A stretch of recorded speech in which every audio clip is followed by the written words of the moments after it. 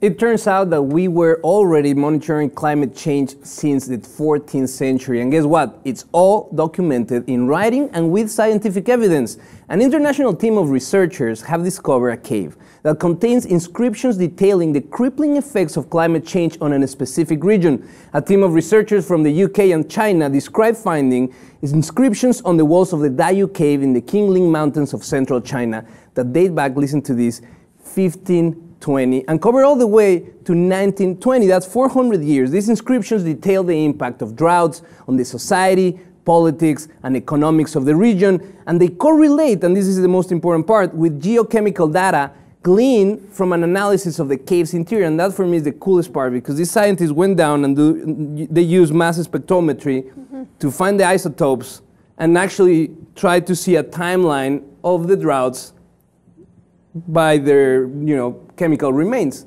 And they match with the inscriptions in the cave walls. I think that's amazing to see that there's someone, a group of people throughout multiple generations that were already tracking climate change, and still we have some that deny it. Look, Patty, I'm with you. Obviously, climate change is a real issue. What do you say, though, to those detractors who say, okay, so they carved on the walls, and yes, there were droughts, but this isn't indicative of climate change? Just playing devil's advocate here for a minute. Because information like that can be skewed to any expert's interpretation. I agree with you. To say that, well, this is proof that it's a cycle that has been happening over and over through time, and this is proof of that. Well, the quote that I have from Sebastian Breit, a researcher from the University of Cambridge that were conducting these studies, and they said, this is the first time we have direct historical evidence of climate change from the same place to compare geochemical information with. But what's really cool about this is that we've never seen a cave where people actually wrote that it was drier than usual, which caused cannibalism or people migrating to different places or not trusting their political systems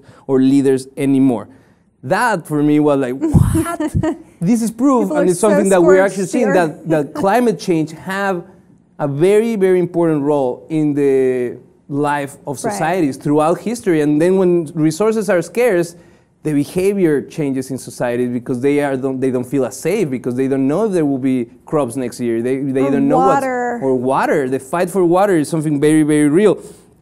There's crazy though that also they timestamp these events. And one of the inscriptions says, on May 24th of the 17th year of the Emperor Wangshu, Qing Dynasty, the local mayor Wang Songshu, led more than 200 people into the cave to get water. A fortune teller named Sengron Ran prayed for rain during a ceremony.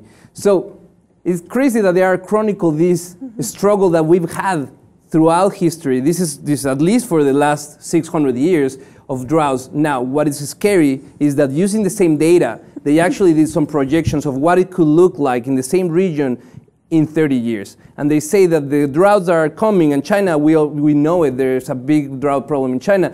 They are forecasting the worst and longest droughts in the history for China in that region. So it's not all, the cool part is that they found this proof that we've been worried about climate change for centuries now, but also the projections are not looking good if we don't take action. Oh, well, that's just awesome. My goodness. Let's hope people get it together. I mean, we have to do something. Are you doing something? What are you doing to help with this climate change? Let us know below. And if you haven't, please subscribe to the Lip TV.